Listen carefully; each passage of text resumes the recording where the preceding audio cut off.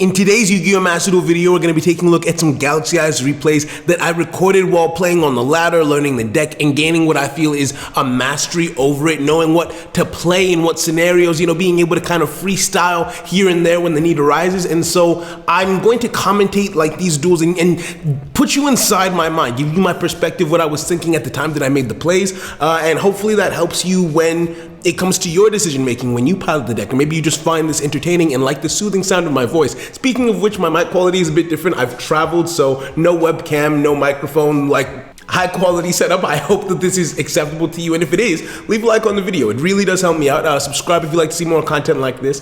You hear this every day from creators, but it really does help us out. So if you don't mind it, I'd really appreciate it. All right, let's go.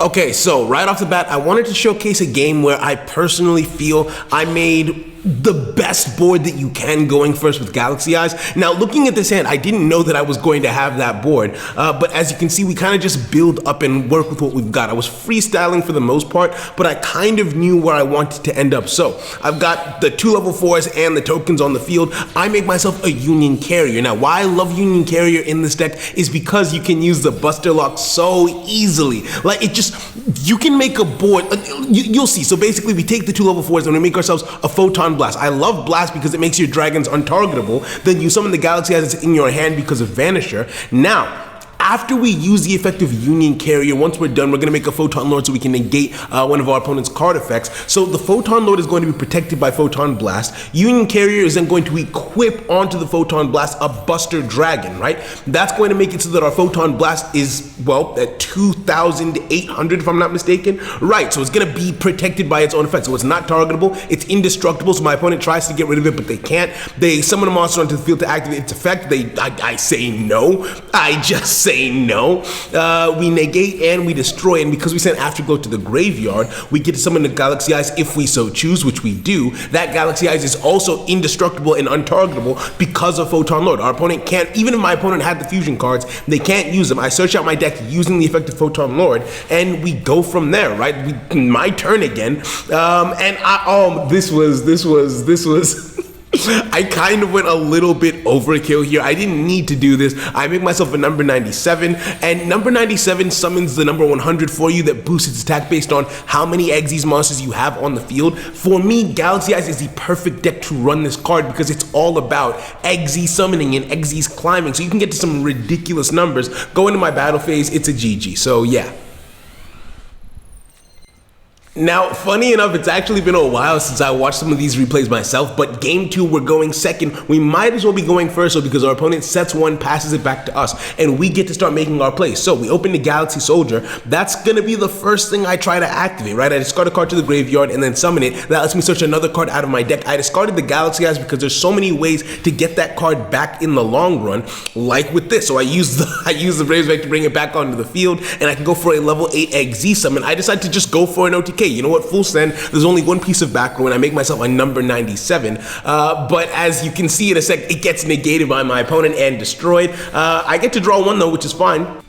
We go into main phase 2, and why I'm really happy about the play that I chose to make there is because I did not overextend. I didn't full send on everything that I could have done. I just kind of wanted to poke him, so I used the card in my hand to summon 2 tokens and then go into Soul Flare Dragon. That's going to add the Galaxy Eyes right back to my hand again. That way I have a pop on my opponent's turn, so I've given myself a form of disruption, which this deck is really, really, really good at doing. You have a lot of ways to interact with your opponent on their turn. It's a very back and forth kind of deck, and now we realize my opponent is playing Numerons, which is why when going first, they kind of just passed it back to me. Now, they summon the 4 Numeron wall things, and obviously usually this would be an easy OTK for them, but because of Soul Flare's effect to discard a Galaxy Eyes from my hand and pop a special summon monster, they can't get up to 8,000 damage in 1 turn. They have to pass it back to me, and as a result of that, they choose to link summon. They choose to go into, I don't even know what this card is called. Oh, Infinitrack. Okay, there.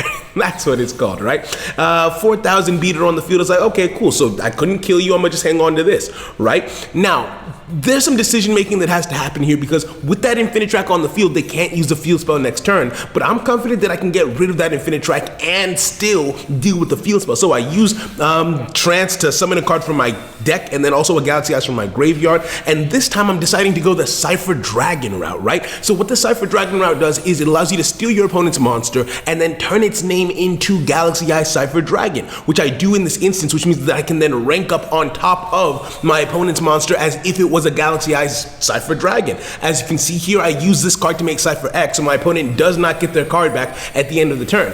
The caveat to that, though, is that I can only attack directly with Galaxy Eyes Cypher Dragon this turn, and the field spell is still right there. You can't rank up on top of Cypher X, so I decided to rank up on top of my Galaxy Eyes Cypher Dragon into Cypher Blade. That lets me pop one card on the field, destroy the field spell, and we go from there. I'm feeling relatively confident right now. I've got a big field that my opponent would have to deal with, and they're in a top, well, they're not in a top deck situation, realistically speaking, but I think they topped that Raigeki. Luckily, one of the Cypher Dragons has the ability to special summon a Galaxy Eye Cypher Dragon from the graveyard when it gets destroyed, so my field isn't completely empty. I use the Ash in my hand, and I don't know what my opponent is playing here. I've never seen these cards. If I'm not mistaken, when I took this footage, it was either gold or it was either high gold or low platinum. I can't remember for the life of me because it has been a while since I actually recorded it, but they passed it back over to me, and I think their plans to try and burn me for the rest of my damage here. They're activating effects or doing things here and there, but at this point, I'm not playing with you anymore. I have won this duel. You can stop. You can stop, right? So I summon onto the field, and I make myself a Photon Blast Dragon, my favorite. It's between this and Photon Lord for my favorite card in the archetype. I use this card's effect to summon the Galaxy Eyes in my hand, and from here, my opponent scoops, because what else can you do? Alright, so game 3, I think we have another example of freestyling with the deck. With this deck, you're almost always freestyling. You know where you're trying to get to, but you don't always know how you're going to get there when you start. You just kind of start, and I tend to make it up as I go along to decide, okay, this is what is going to be the most resource effective thing to do on my road to getting where I'm going. So I get my Galaxy Eyes onto the field. We're making plays. We gave up one copy of Orbital. We sent it to the graveyard, but we still have one in our hand. We can activate its effect to search out the deck for an Afterglow Dragon, and then we're kind of just going from there, right? So we're going to be able to make ourselves a Photon Lord turn 1. I tend to prefer it. Some people like to make the card that can negate spells, but to me, it's a good card. Don't get me wrong, it's alright, but like I would rather negate monster effects, personally speaking. So I tend to always go for Photon Lord over that card turn 1. Also, Photon Lord is a searcher, which means that it sets you up for your next turn as well. It is without a doubt my favorite card in, yeah, I think I prefer Photon Lord to Photon Blast, but like they are both phenomenal. It goes Lord then Blast, right? Now my opponent is playing Trick Stars, which I'm gonna be honest, I still don't know what they do completely. I know it's very trap heavy, but like my thought process is, okay, just stop them wherever and whenever you can. So my opponent tries to do something, just negate it, right? We've got the Ash Blossom, we've got the Photon Lord, and we're just going to try to avoid needing to read their cards is what I'm doing in this situation. Like you don't need to do anything. Just let me focus on what I've got. Now, I've got a Harpy's Feather Duster in my hand, and this is Trap Tricks, but I don't actually think I use it in this duel. I don't think I ever need to, either because they don't set back row or because the photons themselves just kind of handle the game for me. So we get a Galaxy Eyes Photon Dragon on the field. Very nice, very good. My opponent's still doing stuff and or things like this is all good and fine, but stop.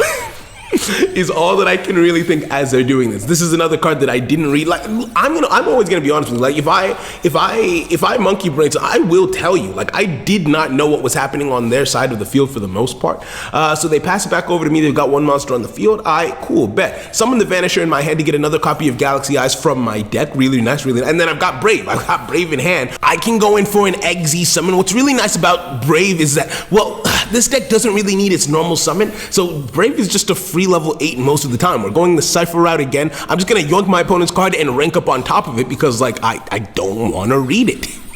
I don't know if you're protected. I don't know if I can't destroy you. I'm just gonna yoink you, swing in with my card. And what's really cool about this strat is that I can rank up again on top of the opponent's monster that I stole and turn it into a Zeus with 2 mats, right? So I love the Cypher route because like it's just so cool. Like, you can just steal anything. The fact that you can turn a Link monster into an Xyz material is just the wildest thing to me. So my opponent's trying to do stuff. I still have Photon Lord on the field. I activate its effect to negate that effect. Now, my opponent tries to bounce the card on the field back to the hand. I'm assuming to try and stop the negate from Photon Lord from going through. I'm assuming that they've assumed that Photon Lord is negating the card because it's on the field, but that is not what Photon Lord says. So they bounce back to hand, and the chain resolves backwards, and the card in their hand gets negated, at which point, yeah, they just gave up. Last duel of the video, and I'm pretty sure we went up against Eldritch here. I could be wrong about that. I could be wrong, but I'm pretty sure it's Eldritch. We're going first, which is always nice. I feel like this deck does prefer going first to going second, because you can set up your negates, right? You can set up either a board with the Buster Lock, or with, just a protected board with negates, with Photon Blast and Photon Lord, that kind of stuff, right? You can't, it's a combo deck. You can go second and try and go for an OTK, but I prefer to play it in a combo control, right? You can go for that big OTK, but I like to control the board a little bit to an extent, right? It depends on your definition of control, one, and also two, no matter what your definition of control is, this can only do so much in that regard. One monster negate, maybe one spell negate, and one monster destruction on your opponent's turn. With a protected board, it's hard to play around and against, so there is a control element to it, but this is more of a combo heavy OTK kind of deck. I just kind of amended it to be more in line with how I like to play personally. So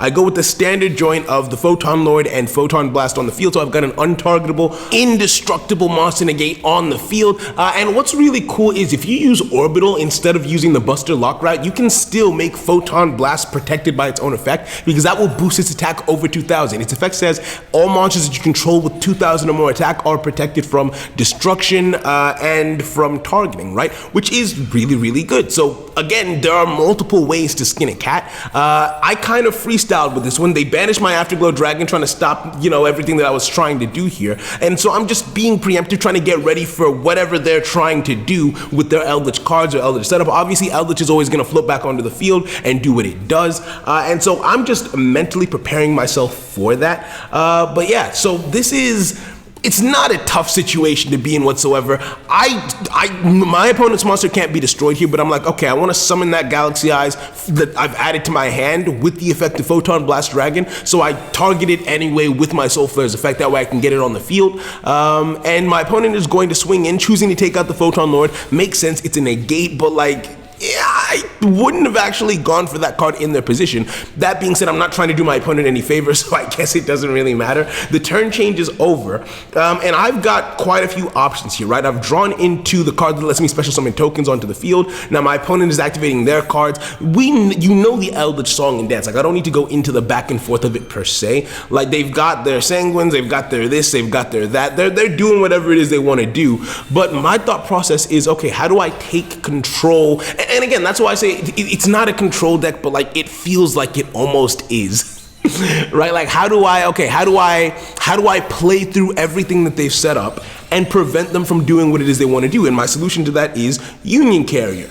Odd solution, I know, but bear with me. Now I equip it, but I don't go for the Buster Lock here. My opponent isn't playing a deck that needs an extra deck, so what I'm actually trying to do is get myself, I equipped my Orbital, that way I could search out my Brave, get a normal summon a card from the graveyard, and then we're just gonna go right for the Cypher Dragon route, right? You've seen it already. I feel like this is my default strategy. This is the go-to. Yoink their monster, rank up on top of it, and they see what I'm going for, and they just surrender, so that's a GG.